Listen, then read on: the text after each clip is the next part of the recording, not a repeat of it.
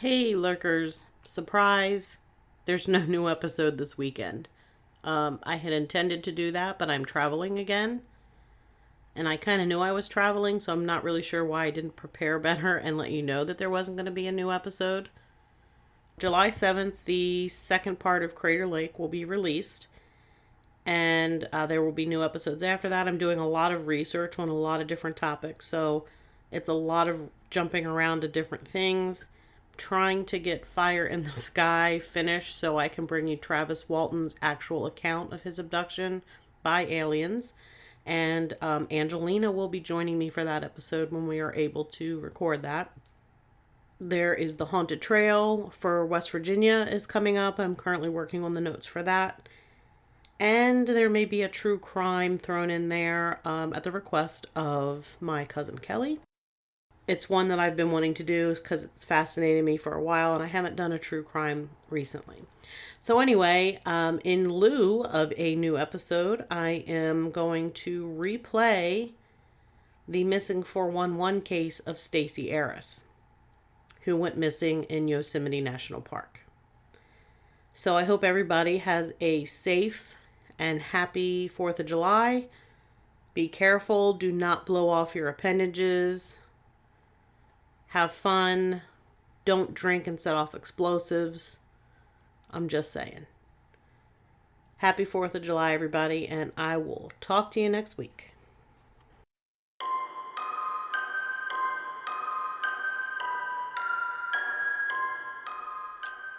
I fear not the dark itself, but what may lurk within it. Welcome to Lurk, bringing you creepy, strange, and bone-chilling stories, with your host, Jamie Jackson.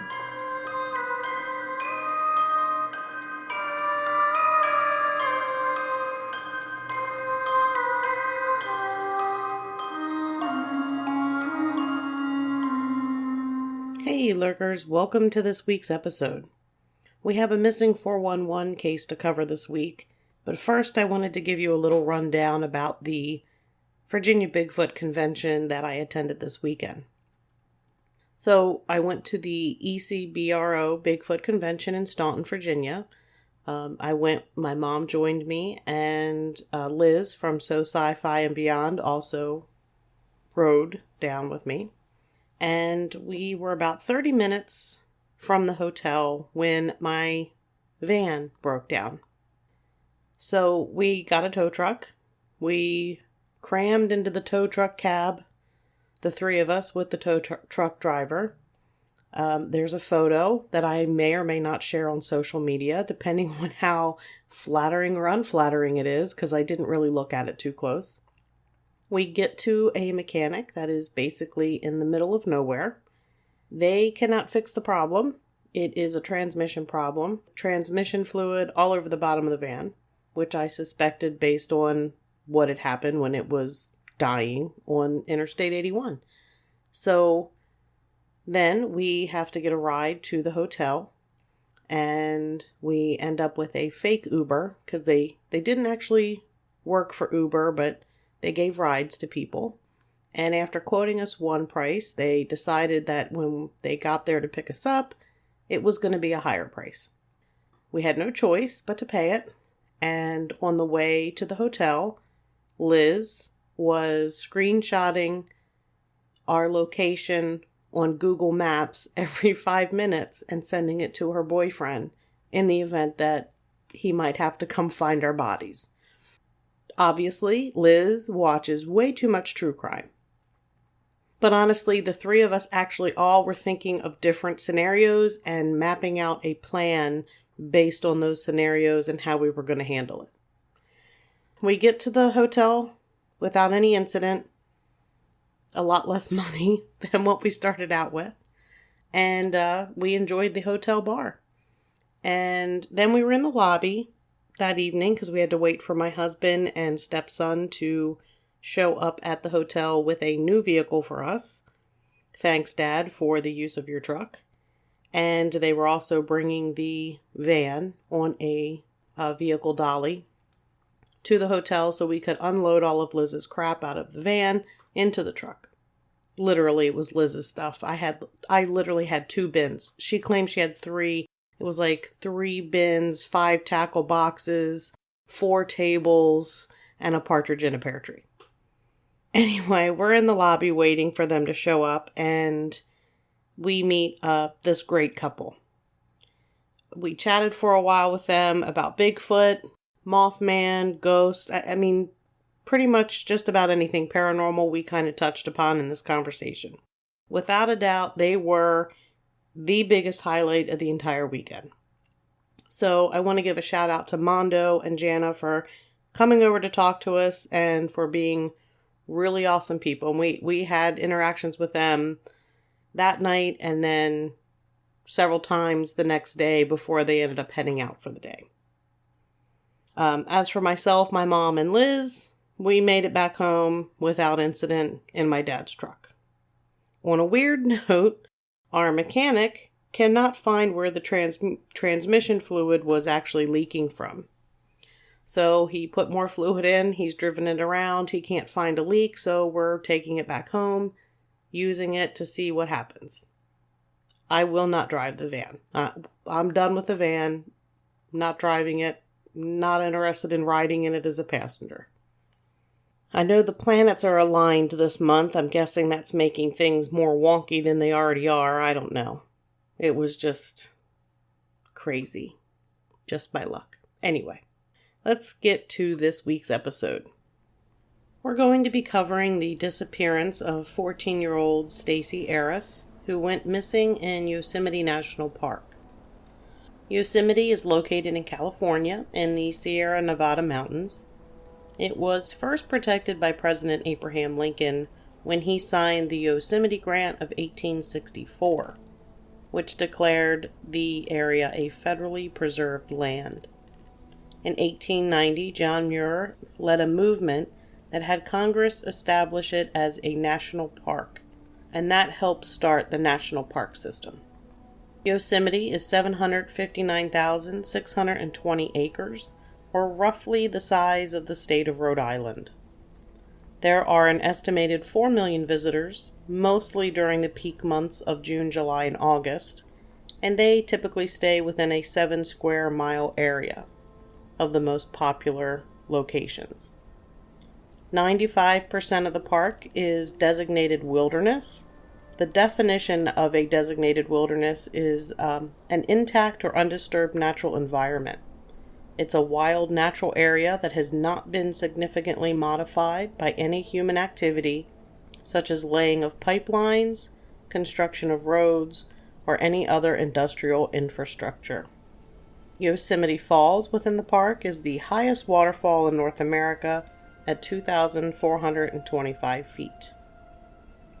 As far as large animals, it is host to black bears, mountain lions, and bighorn sheep. There are very few animal attacks reported within the park. Also, if you're a fan of Ansel Adams photos, many of them were taken in Yosemite. During July 1981, 14-year-old, blonde-haired, blue-eyed Stacy Arras, her father George, and several others were on a horseback trip through Yosemite. I'm not sure on the exact number of people in their group.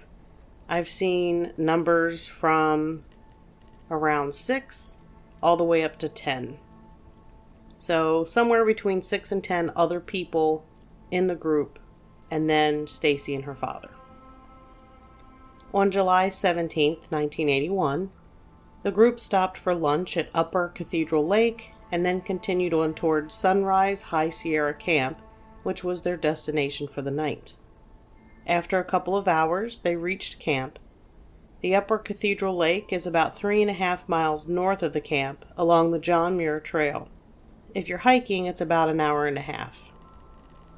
Sunrise High Sierra Camp is the last camp on a 50-mile High Sierra camp loop.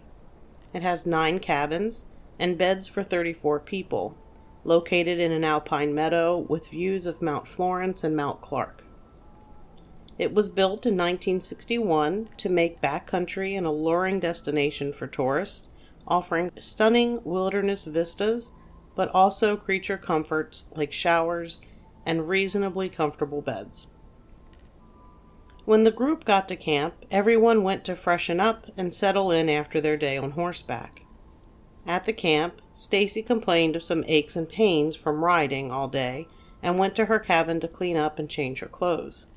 I can say from experience that most likely her aches and pains included her thighs, her calves, probably her butt from sitting in the saddle. Typical aches and pains. I don't think it was anything that was out of the ordinary. After changing, she told her dad that she was going to hike to the ridge to take some photos. She asked him to go with her, but he declined. And that's something he probably regretted for the rest of his life. As a parent, when something happens to your children, you constantly look back and beat yourself up about what you could have done differently in these situations. Before she left, Stacy's dad noticed she had sandals on, and he told her to go change into her hiking boots. The conversation about her boots was the very last one her dad George had with her. Now this part might get a little confusing, because there are a couple of versions of what happened in the newspaper articles. One version says that 71-year-old or 77-year-old, there's several different ages for him. He's somewhere between 70 and 77. Gerald Stewart, who was one of the members of the horseback riding group, was sitting on a large boulder on the trail, and Stacy had told her dad that she was going over to where Gerald was sitting to take the photos. The other version says that Gerald opted to hike with Stacy from camp to the ridge. Now, most of the accounts say he was sitting on the boulder. She told her dad she was hiking to where Gerald was sitting on the boulder, and then he joins her. So, along the way, Gerald becomes winded. The elevation there is about 9,200 feet, and he was older and probably feeling the effects from the altitude. So he sat on a boulder to catch his breath while Stacy went on ahead. Stacy mentioned going to take photos of the lake. There were 2 lakes in the area, from what I understand. Long Meadow Lake, which I couldn't really find on a map, but is supposedly not very far from camp, and Sunrise Lake, which is about a 1-mile hike from camp, which is about a 30-minute time frame. The trail to Sunrise Lake is low level and considered a relatively easy trail. My guess is this is the lake she was headed to based on the fact that there was a marked trail to it from camp. There was mention in some of the reports that the lake she was hiking to was in sight of the camp, but according to one local, the area where she went missing had no lake within sight. I chalk this up to some missing translation of information within the media, which, I mean, come on. It's not surprising the media would not be 100% accurate in sharing the information they're getting. Plus, they're getting it from a lot of different sources. So Gerald, the 70-something member of the group, grew tired and sat down on a boulder to rest and wait for Stacy to go to the lake, take her photos, and come back. Members of the group could see Gerald sitting on the boulder, waiting. Chris Grimes, the trail guide, was in the corral and glanced up the hill and saw Stacy standing on a large boulder about 50 yards south of the trail, looking off into the sunset before heading down the hill out of sight. This was the last known time anyone saw Stacy. Gerald started to grow concerned when Stacy didn't return, and he started looking for her. One newspaper article read, "She was last seen by a 77-year-old man who said he met her on a trail and accompanied her for 20 to 30 minutes before turning back towards camp. The man, who was traveling with the packers, told park officials he talked with a group of people coming from the direction in which the girl had hiked, but they hadn't seen her." As the article says, Gerald spoke to 3 hikers coming from the direction Stacy had gone. The 3 hikers said they hadn't even seen her. Gerald alerted the others in the group, and they all began searching more extensively. By the morning of July 18th, the real search began. There were 150 people searching for Stacy. That included 67 mountain rescue volunteers. 8 K-9 teams worked over 10 days, covering 3 to 5 square miles around Sunrise Lakes. The dogs never picked up a scent. An article in 1981 Fresno Bee said the dog handlers stated the dogs were unable to pick up any scent because of the dry and dusty conditions. 3 helicopters were involved in the search, including the park's own chopper that was in the air for about 57 hours. The man-hours for the search totaled 8,004. Skin divers searched the lakes. Mountain climbers searched cliffs and crevices. The only thing that was ever found of Stacy was the lens cap off of her camera, just inside the tree line where she was last seen. It isn't really unusual to lose a lens cap off a camera. There's a reason why I bought the lens cap keeper for mine. Lens caps just fall off. It's not hard. So it's not like it came off in any kind of struggle or anything. It probably just, she either didn't snap it in place, it fell off, it got bumped, whatever. It's not really significant. When she went missing, Stacy was 5 feet 5 inches tall and weighed 120 pounds. She was wearing an off-white pullover windbreaker with a horizontal zipper front pocket that was at about the breast line, and a hood that hangs down the back or tucks inside. She also wore an all-white jersey blouse with a 1/4-inch white lace around the square neckline that was tight-fitting, shorts with vertical 1/2-inch maroon and white stripes with intermittent sky blue pinstripes, and an approximate 1/2-inch slit on the sides, no pockets, pull-on type shorts, no belt or buttons, and gray hiking boots size 8.5 or 9. She also had a gold double wraparound ankle bracelet. She was carrying her small Olympus camera with an embroidered neck strap that was multicolored but primarily black. She might have also had gum and cigarettes, and she had upper and lower retainers on her teeth.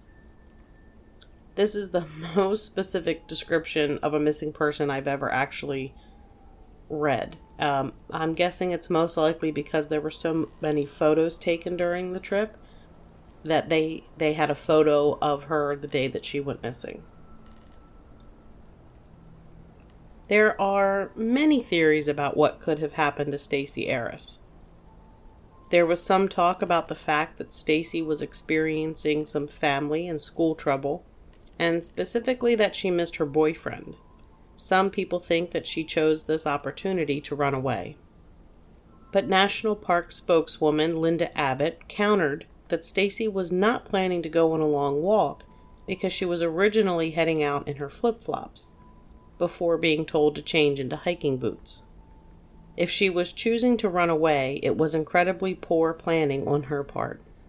I'm not saying 14-year-old girls are known for their logic and reasoning, though. Just that if you're going to run away from a camp in the middle of the mountains, you probably would think to put your hiking boots on your own without being told. And you probably would take some type of day pack with you with some kind of provision. I can't imagine that even just being a 14-year-old girl, you wouldn't think of that if that was your goal to run away. Most people believe that she went off the trail during her hike and got lost and fell off a cliff or into a crevice. But there were searchers working the grid method during the search, and the areas were marked off and thoroughly searched, and nothing was found. Animal attack has been ruled out. No one in Yosemite has been attacked by any of the black bears that are in residence there. And honestly, black bears are shy and prefer to be left alone for the most part. Also, there was no sign of any struggle found or any sign of any attack. So during an animal attack, you're going to probably see an area on the ground where there's a struggle. You're probably going to see clothing. Animals typically don't carry off things like cameras, so the camera probably would have been found, and there most likely would have been some type of blood evidence. foul play was never ruled out as a cause for her disappearance. Gerald, who you would think is the most likely person to have done something, he actually was always in the view of members of the group, and he was not a suspect. Plus, he was older, and he obviously was having trouble with the altitude. Something that's interesting is that the Park Service has refused to release the case file, even with a Freedom of Information Act request. David Paulides, author of the Missing 411 books, requested the files, along with others, including the parents of Stacy Arras, and they were all denied. The following is David Paulides' account of a conversation he had with Park employee regarding the files. So there was essentially nothing about that case for 25-30 years. I made a request on it through Yosemite for the Freedom of Information Act to get a copy of the report. A special agent for the Park Service named Yu called me and asked me why I wanted the report, and I explained that we were doing some research on search and rescue, and we were specifically looking into people who disappeared at Yosemite, and we wanted to see what in the report that was there, and he said there was nothing there. And I said, well, are there any suspects? Is it a criminal case? He said, nope, it's a missing persons case. I said, has anybody looked at it in the past 10 or 20 years? He says, not that I can think of. And I said, so there's no suspects, there's no work done on the case, she hasn't been found. Correct. And I said, okay, well, could you send me a copy of the case? And he says, nope. I said, why not? He says, because it's an open case and you'll never see it. And I said, but we've gotten dozens and dozens of missing persons cases from the Park Service. Why not this case? He goes, you'll never see it. And I said, what do you mean I'm not going to get it? It's an open missing persons case. Any criminal elements? Nope. I said, are there any suspects? Nope. Well, why won't you give it to me then? And he says, well, we never give away these cases. I said, wait a minute. I have dozens and dozens of these cases from your agency, all over the U.S. He said, no, you don't. I said, yes, I do. And we get into this talk. He challenges me. He's rude. He says right from the get-go, I'm never going to get this. And so far, he's right. And we got off the phone. I went to my local congressman, Ian Campbell. I appealed through him, his representative in Washington, D.C., and met with the representative from the Department of the Interior, and I got an answer back saying they won't release the case. The family of Stacy got a hold of me. They publicly asked for the case. It was denied. They made an appeal through the Park Service so the family could read the case, and this has dragged on, I think, for 2 or 3 years. And they still haven't seen the case. So what happened to Stacy? Don't really know. But according to the Freedom of Information Act, and what the law is intended to do, is give us access to information that our government has. This isn't a criminal case. There are no suspects. There's no crime that is thought to have occurred. Nobody can explain to me, or that family, why we can't see that case. The National Park System apparently claims that they don't want to release the files in the case. The National Park Service claims that they don't want to release the files in case they want to switch it from missing to a criminal case.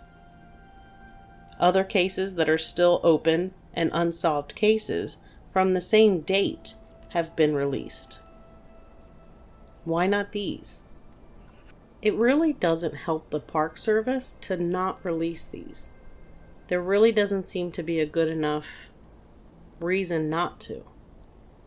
They've said there's no suspects. It's not considered a criminal case. It's an open missing person case. Wouldn't releasing the files possibly help in coming up with a clue or an idea of what might have happened to her? Why won't you let the family of the girl who's missing see the case files? It's been 40 years. 41 years. 41 years just about since she went missing, and they won't let the family see the case files. That's asinine.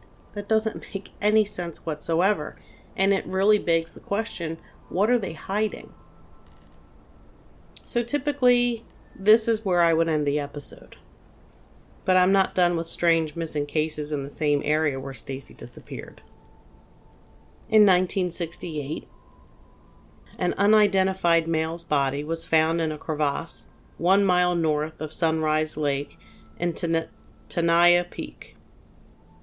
It's a remote area, so how did he get there? Why wasn't he reported missing? He has never been identified to this day. How did they find him if they didn't know how to look? They just happened to look down in a crack in a rock and there was a body? I mean, I guess honestly that's what happened. There's basically no information to be found regarding this unidentified body. So I'm not able to find a whole lot to give you to shed any more light on what happened. But that is the first, obviously, missing person. Because nobody knows who he is, so he's got to be missing. That's the first one in 1968. On May 24th, 1976, Jeff Estes was about 1.5 miles away from Sunrise Lake and Tenaya Peak when he disappeared. Estes had planned an overnight solo hike. He was hiking to May Lake to spend the night, then hiking back in the morning along the Snow Creek Trail. Jeff was dropped off at May Lake Road and Tioga Road. The trail he was following was well marked and well traveled, and follows a small creek most of the way, so the idea that he could become lost seems like an unlikely one. Jeff was 25 when he went missing. He was 5 foot 10 inches tall, weighed 165 pounds, had brown hair and green eyes, and a mustache. He has never been found. None of his gear has ever been found either. There was no trace of him at all. And remember, he's backpacking, he's planning on camping. So he has a backpack, he has at least a change of clothes, probably a sleeping bag, a tent, food of some sort, possibly a small cook stove. Most likely, if he's somebody he seems like somebody who is familiar with hiking and backpacking. So I'm going to go on the assumption that he has navigational aids like a compass, map, flashlight. There's a million little things that you take in your pack. It's only an overnight, so probably not too heavy of a pack, but a tent can be pretty heavy. So maybe 20 pounds in his pack, and none of it is found. Not one piece of his gear has ever been found. Then in 1981, that's when Stacy Arras goes missing. So far we have 1968 with the unidentified male, 1976 with Jeff Estes, and 1981 with Stacy Arras. Then, July 5th, 1988, Timothy Barnes disappears. Timothy was in an area to the left of Tenaya Lake near Highway 120, east of Tioga Road. Around 9 a.m., he planned to hike Polydome Lakes, which was 3 miles from the Tenaya Lake. He was hiking on Murphy Creek Trail that starts at the Tenaya Lake and is a half mile to Polydome. He had hiking and camping gear with him. None of his gear was ever found. Neither was he. He was eventually declared legally dead in 1990.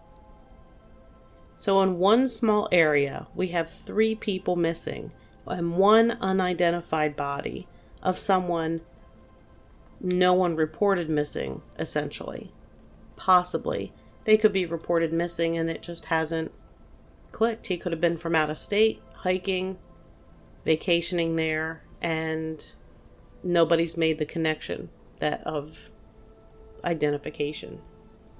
I also did a little bit of checking out of things because I was curious, based on the mentions of some of the hikers being dropped off, just how far was it to a road from Sunrise Lake where Stacy Arras was supposedly hiking to. From Sunrise Lake to Tioga Road, it's only 4.3 miles, or about an hour and 45 minutes to about a 2-hour hike.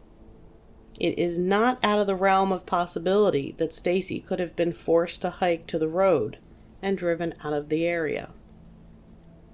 It's a pretty believable scenario. I was a little shocked when I actually pulled up the map, and I will be including a link to the map of the area in the show notes, which are found in the description of the episode, so that you can see it yourself. I kind of was shocked that there was actually a road that close. And then I think that road actually hooks up with Highway 120. So there are ways in and out of there that don't require you to be on horseback or hiking. 4.3 miles is not really that big of a deal. I've hiked 5 miles, well, back before I gained weight, I hiked 5 miles with little to no effort. Basically, we're probably never going to know what happened to Stacy Arras, or the other 2 missing men, and the John Doe may never actually be identified. Before we end the episode, I want to stress that if you happen to be out hiking and you end up lost, you need to remember the acronym STOP. So I'm going to get a little bit scout leader here on you. Some people I know who listen, hike or enjoy the outdoors, have kids who enjoy the outdoors, so I want to stress this because I think it's important, especially when we've been talking about a lot of missing 411 cases. So let's try to prevent any lurkers from actually becoming a missing 411 case, shall we? So remember the word STOP. S stands for stop and stay where you are. People who get lost tend to continue to wander, and this makes it much harder to be found. If you aren't sure where you are, stop and stay put. It makes it easier for search and rescue to find where you are. T stands for think. Consider what resources you have should the situation extend into the overnight. Develop confidence by considering your situation and being prepared. O stands for observe. Check out your surroundings. Do you see trail markers?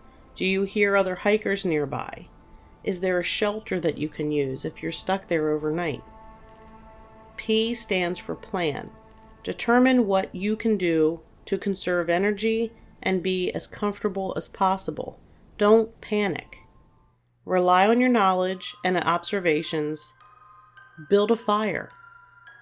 So that's going to do it for this episode. Remember, you can find Lurk wherever you listen to your favorite podcasts or at lurkpodcast.com. Tell your friends. And if you have a minute, consider giving us a 5-star review. You can also find our social media links on the website. And as always, we have merch at lurkpodcastmerch.com. And until next time, keep lurking.